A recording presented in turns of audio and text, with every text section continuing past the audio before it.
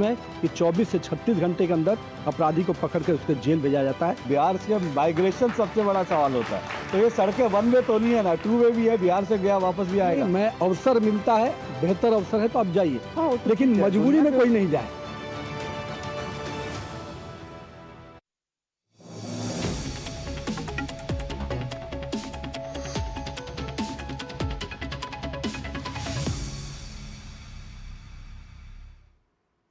नमस्कार, स्वागत है आप सभी का डीडी न्यूज के इस खास बुलेटिन एक्सप्रेस 100 में, जहां हम आपके लिए लेकर आते हैं राजनीति, मनोरंजन, देश दुनिया, खेल और व्यापार जगत की सभी बड़ी खबरों को एक्सप्रेस यानी फटाफट अंदाज में। मैं हूं रेशमा, तो देखिए खबरें तेज रफ्तार से। प्रधानमंत्री नरेंद्र मोदी आज रात 2 देश जापान और चीन की विदेश यात्रा के लिए रवाना होंगे। अपनी यात्रा के पहले चरण में पीएम मोदी जापान में 2 दिवसीय दौरे पर रहेंगे। पीएम नरेंद्र मोदी जापान के प्रधानमंत्री शिगेरू इशिबा के साथ 15वीं वार्षिक भारत जापान शिखर बैठक में भाग लेंगे। ये पीएम मोदी के प्रधानमंत्री इशिबा के साथ पहली वार्षिक शिखर बैठक होगी। जापान के बाद पीएम मोदी चीन के राष्ट्रपति शी जिनपिंग के निमंत्रण पर एससीओ शिखर सम्मेलन में भाग लेने के लिए चीन के तियानजिन जाएंगे। वे 31 अगस्त से 1 सितंबर तक चीन की यात्रा पर रहेंगे। राष्ट्रपति द्रौपदी मुर्मू ने ओडिशा और छत्तीसगढ़ के लोक पर्व नुआखाई पर देशवासियों को बधाई दी। अपने पोस्ट में लिखा, ये त्योहार कृषि के प्रति सम्मान और किसानों के प्रति कृतज्ञता व्यक्त करने का पावन अवसर है। ये सद्भाव और आत्मीयता का प्रतीक है। राष्ट्रपति द्रौपदी मुर्मू राष्ट्रपति भवन स्थित सांस्कृतिक केंद्र में एक सांस्कृतिक कार्यक्रम में भाग लेंगी। रक्षा राज्य मंत्री संजय सेठ नई दिल्ली के मानेकशॉ सेंटर में सैनिक में शारीरिक और मानसिक आघात पर अंतर्राष्ट्रीय सम्मेलन मिल मैडिकॉन 2025 का उद्घाटन किया। विधेयकों को मंजूरी देने के लिए राष्ट्रपति और राज्यपाल की समय सीमा तय करने से जुड़े संवैधानिक मामले पर आज सुप्रीम कोर्ट में सुनवाई होगी। आज की कार्यवाही में उन राज्यों के वकील अपना पक्ष रखेंगे जो राज्यपालों द्वारा विधेयकों पर फैसले में कथित तौर पर देरी का विरोध कर रहे हैं। वित्तीय समावेशन के लिए राष्ट्रीय मिशन प्रधानमंत्री जन धन योजना ने परिवर्तनकारी प्रभाव के साथ 11 वर्ष पूरे किए।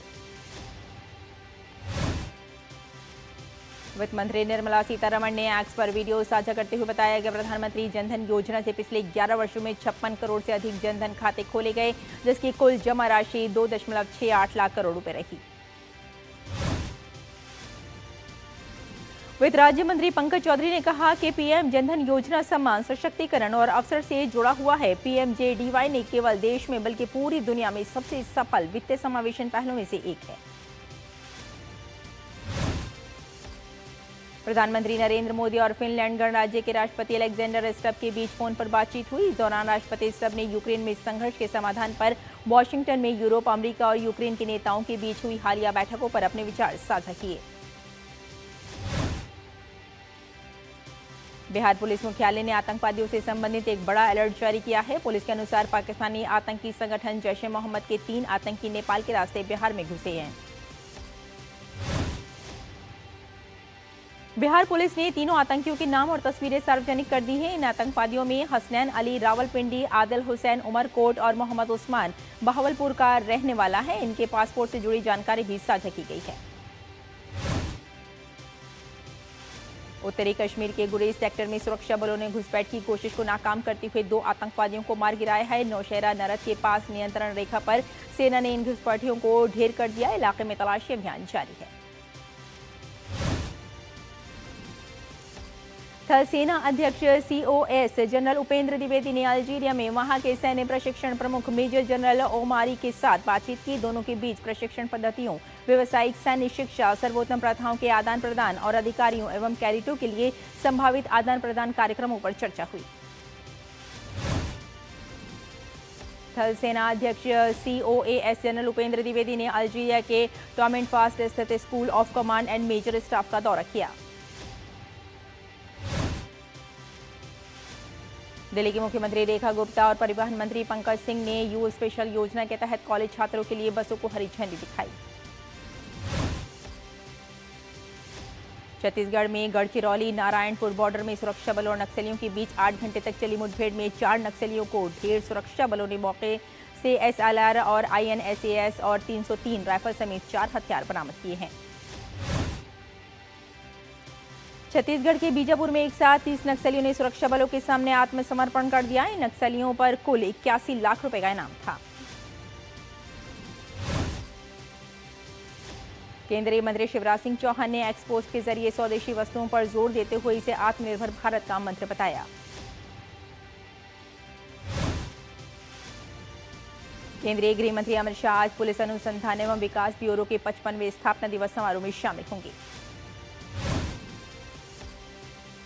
कांग्रेस नेता राहुल गांधी बिहार में सीतामढ़ी से मोतिहारी होते हुए पश्चिम चंपारण तक आज वोट अधिकार यात्रा करेंगे। इस दौरान उत्तर प्रदेश के पूर्व मुख्यमंत्री और समाजवादी पार्टी के अध्यक्ष अखिलेश यादव भी यात्रा में शामिल होंगे। नैनीताल जिले के मल्लीताल में देर रात एक बहुमंजिला इमारत में आग की लगने की घटना सामने आई है। इस हादसे में एक व्यक्ति की मौत हो गई है। मौके पर मौजूद IG रिधिम अग्रवाल ने कहा कि प्रशासन की ओर से पीड़ित परिवार को हर संभव मदद उपलब्ध कराई जा रही है। फिलहाल आग पर काबू पा लिया गया है।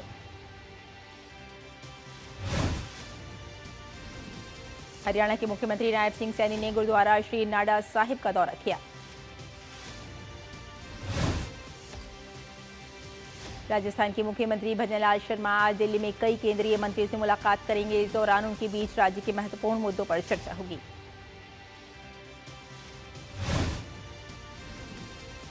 भारतीय सशस्त्र बल और एकीकृत रक्षा स्टाफ आज से 10 सितंबर तक बहुपक्षीय अभ्यास ब्राइट स्टार 2025 में भाग लेंगे।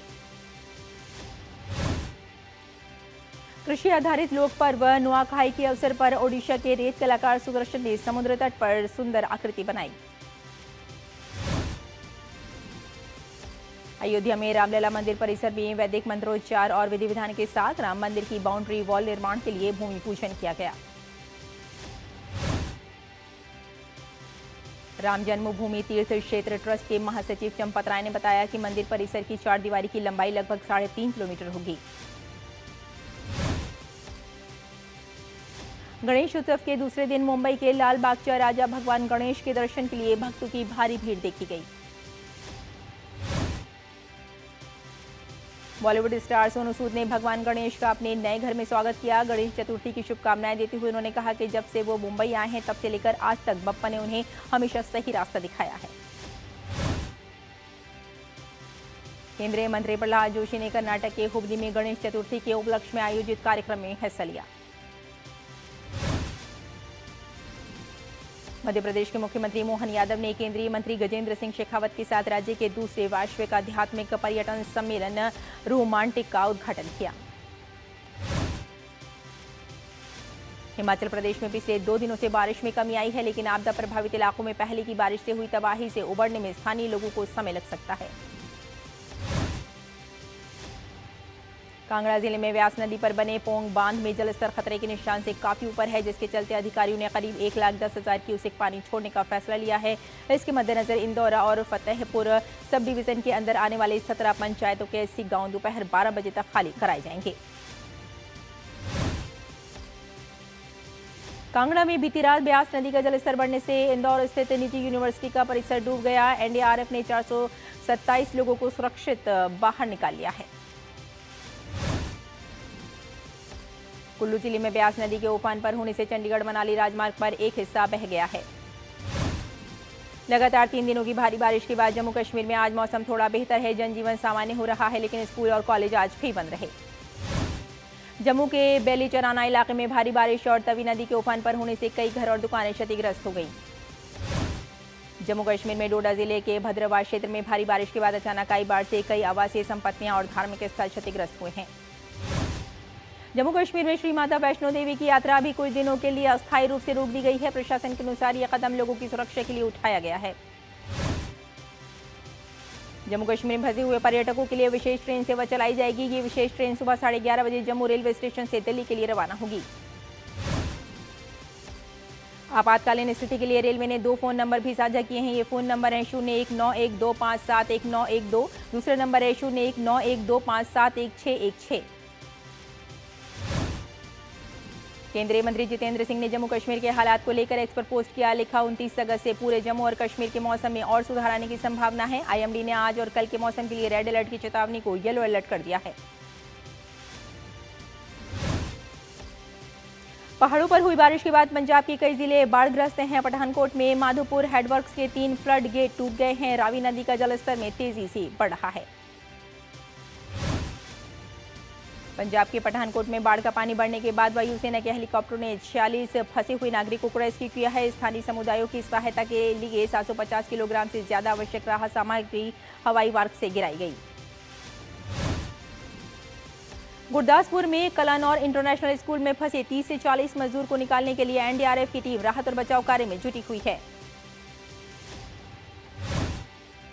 उत्तर प्रदेश के वाराणसी और प्रयागराज में पिछले कुछ समय से गंगा नदी उफान पर है। नदी का जलस्तर बढ़ने के कारण गंगा घाट पानी में डूब गए हैं।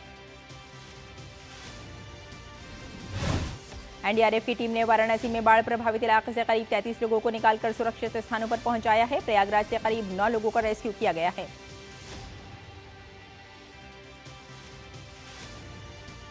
और बुलेटिन में फिलहाल यहां लेते हैं एक छोटा सा ब्रेक। जल्द हाजिर होते हैं। आप देखते रहिए डीटी न्यूज।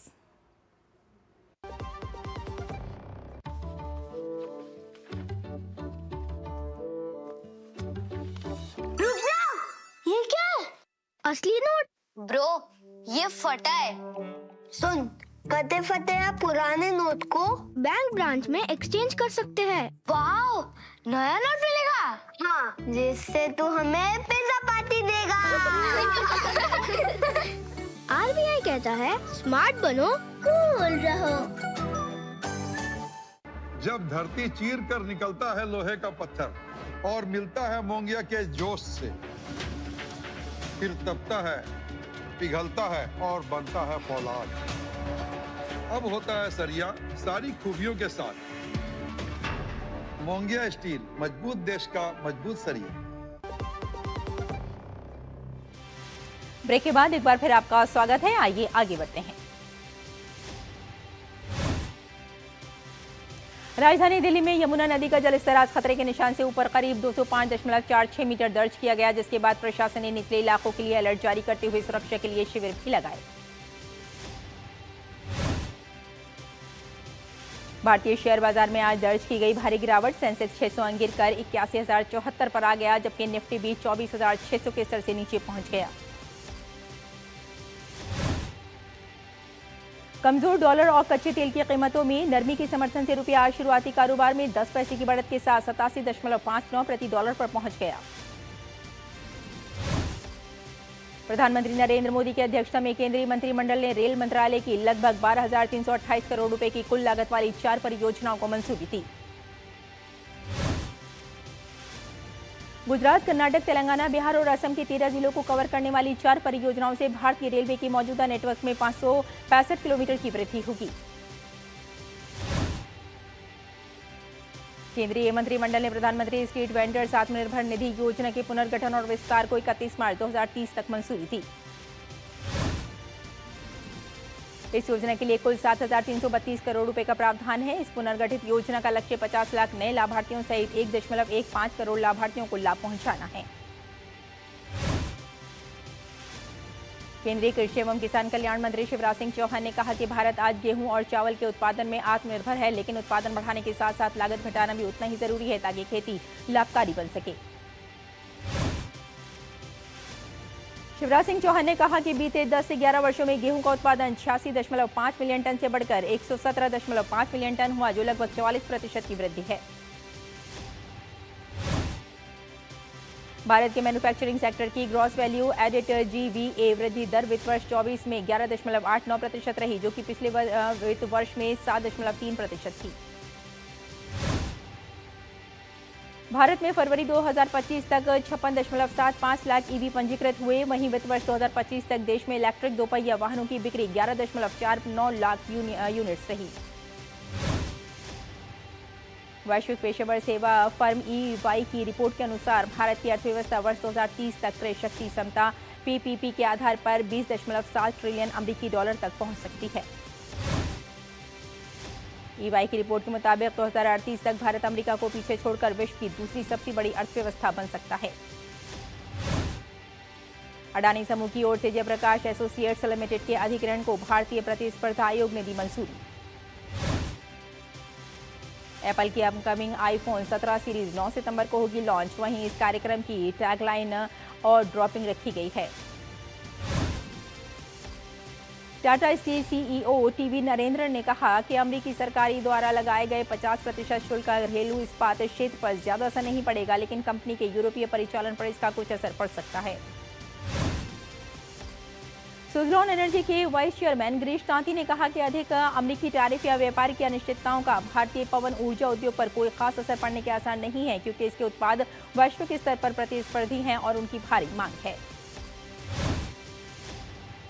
गिरीश तांती ने कहा कि भारत में साल 2030 तक चालू की जाने वाली परियोजनाओं के लिए $50 अरब से अधिक का निवेश प्रस्तावित है, जबकि देश ने $20 अरब का वैश्विक निर्यात बाजार हासिल कर लिया है।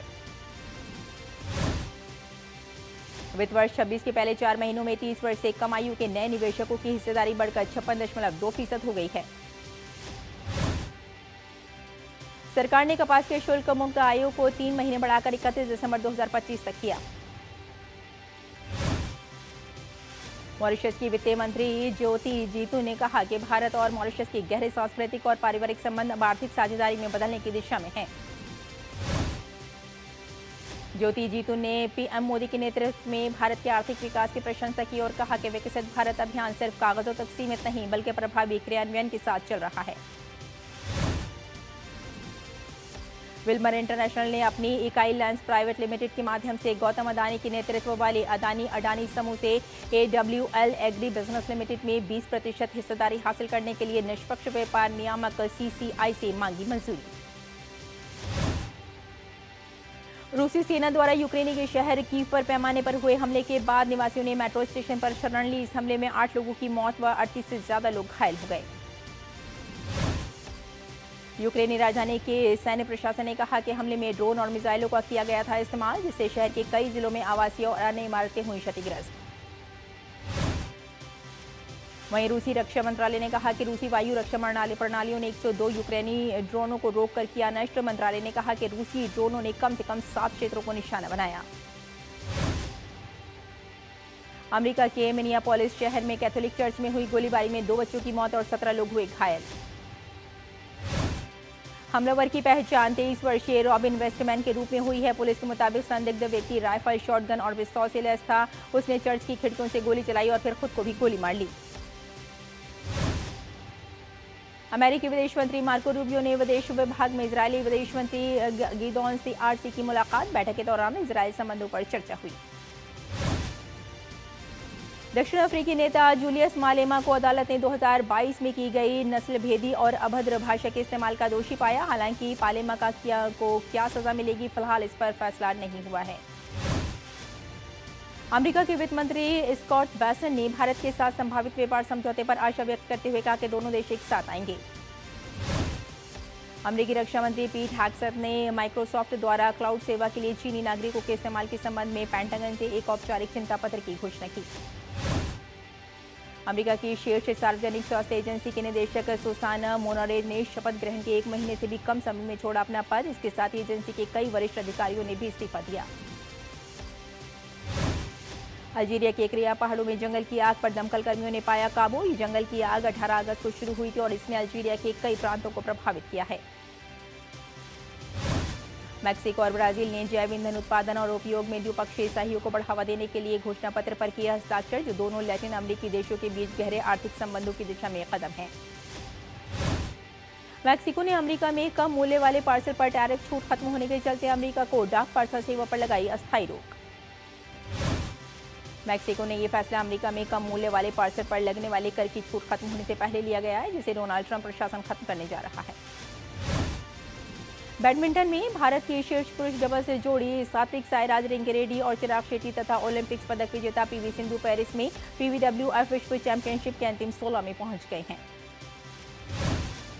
मिक्स डबल्स में भारत के ध्रुव कपिला और तनिषा क्रेस्टो ने आयरलैंड के जोशुआ मैगी और मोया रेयान को हराकर अंतिम 16 में प्रवेश किया। पुरुष सिंगल में आज HS Prannoy pre quarter final में जगह पक्की करने के लिए मैदान में उतरेंगे और रोहन कपूर तथा ऋत्विका शिवानी गढ़े मिक्स डबल्स में प्रतिस्पर्धा करेंगी। यूएस ओपन टेनिस टूर्नामेंट में नोवाक जोकोविच ने पुरुष सिंगल्स में अमेरिका के जाजरी स्वर्स्टा को हरा दिया है। यूएस ओपन के महिला सिंगल्स में जापान की नाओमी ओसाका ने बेल्जियम की ग्रेट मेनन को हराकर अगले दौर में प्रवेश किया। प्रधानमंत्री मोदी की अध्यक्षता में केंद्रीय मंत्रिमंडल ने 2030 कॉमनवेल्थ गेम्स की मेजबानी के लिए भारत की ओर से बोली लगाने के प्रस्ताव को मंजूरी दी है। कैबिनेट ने होस्ट कोलैबोरेशन पर हस्ताक्षर करने, संबंधित मंत्रालयों और विभागों से आवश्यक गारंटी उपलब्ध कराने और बोली स्वीकार होने पर गुजरात सरकार को अनुदान जारी करने की अनुमति दी। 2030 कॉमनवेल्थ गेम्स में 72 देशों के एथलीट हिस्सा लेंगे, जिससे स्थानीय कारोबार को बढ़ावा मिलेगा और राजस्व सृजन होगा। मशहूर फिल्म अभिनेत्री और हिमाचल के मंडी से भाजपा सांसद कंगना रनौत ने दिल्ली में भारतीय पैरालंपिक समिति की ओर से आयोजित कार्यक्रम में विश्व पैरा एथलेटिक्स चैंपियनशिप 2025 के लिए भारतीय टीम की आधिकारिक जर्सी का अनावरण किया। कंगना ने कहा कि हमारे पैरा एथलीट असली हीरो हैं। विश्व पैरा एथलेटिक्स चैंपियनशिप 2025 नई दिल्ली स्थित जवाहरलाल नेहरू स्टेडियम में 27 सितंबर से 5 अक्टूबर तक विश्व पैरा एथलेटिक्स चैंपियनशिप की मेजबानी करेगा। राष्ट्रपति द्रौपदी मुर्मू ने राष्ट्रपति भवन में आयोजित एक विशेष समारोह में north east United football club को डूरंड कप 2025 का खिताब जीतने पर सम्मानित किया। राष्ट्रपति ने विजेता टीम को प्रेसिडेंट्स कप प्रदान किया। North east United football club के मालिक जॉन अब्राहम ने भी इस मौके पर विजेता खिलाड़ियों के साथ राष्ट्रपति से प्रेसिडेंट्स कप प्राप्त किया। तो एक्सप्रेस न्यूज में फिलहाल इतना ही। इजाजत दी, नमस्कार।